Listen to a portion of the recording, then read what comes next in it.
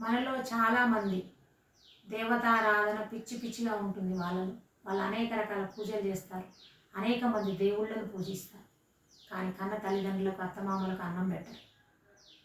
కానీ మనం అన్నం పెట్టాల్సింది ఎవరికి? వాస్తవంగా మనం మంచినీళ్ళు ఇవ్వాల్సింది ఎవరికి?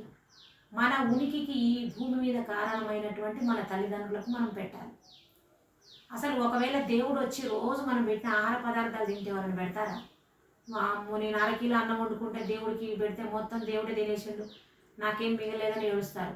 4వ రోజు 5వ రోజు వచ్చాకల్లా దేవుడు గారు మీరు మా ఇంటికి రామాకండి, మా ఇంట్లో ఏం లేదని చెప్తారు. అంటే దేవుడు అనే భావన గొప్పదే, దేవుడు అద్భుతమైన శక్తి. ఆ శక్తిని మనం మనసులో పూజించడం వల్ల మనకు మంచే జరుగుతుంది.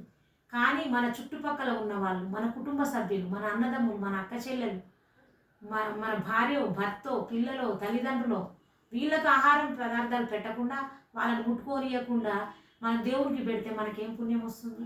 ఫస్ట్ మనం సాటి మనుషులను కదా గౌరవించాల్సింది, మన తోటి కుటుంబ సభ్యులు కదా బతకాల్సింది. ఆలోచించండి. ధన్యవాదాలు.